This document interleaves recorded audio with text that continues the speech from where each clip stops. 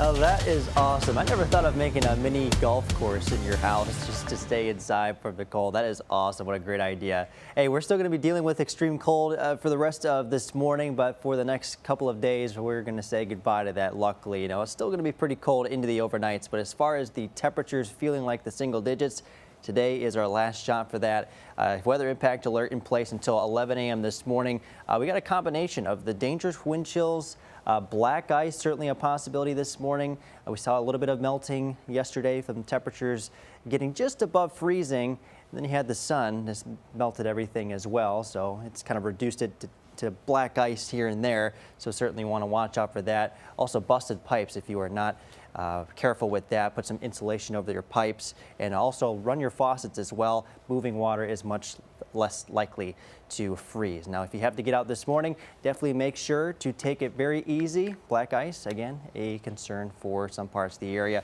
Extreme cold warnings in effect until noon today for all of East Texas.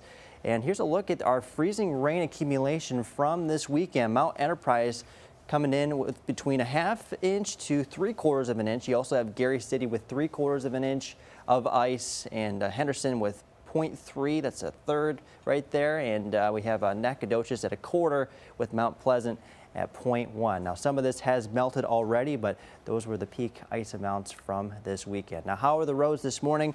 There's a lot of potential for some icy spots. Hills, untreated back roads are going to be very dangerous this morning, but by this afternoon, we will be creeping above freezing, so we will be just a little bit wet. Sheltered roads potentially a little bit slick.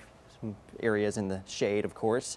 Then we get into tonight, icy spots I do expect to redevelop, and especially over bridges and overpasses. Those are going to freeze first, so definitely use caution there. Over the next several mornings, we are going to be anticipating lows in the 20s and 30s.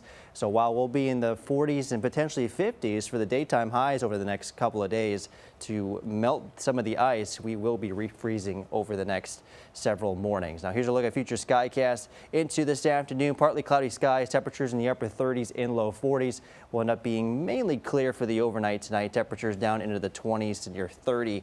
And then by the time we get to Wednesday afternoon, a lot more sunshine. Temperatures making their way into the 40s once again, potentially near 50.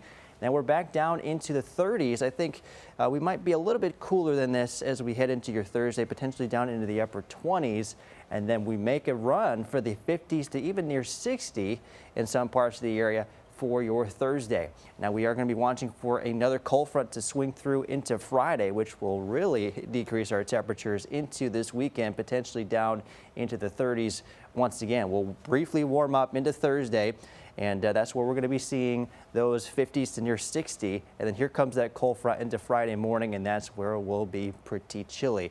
33 for the high on Saturday. We're back up to the 40s on Sunday. Luckily, mainly sunny, but still pretty chilly. 54 for the high on Thursday. But again, as we introduce those cooler temperatures into the overnights, I definitely would anticipate some more icy spots to develop. So definitely keep that in mind in the coming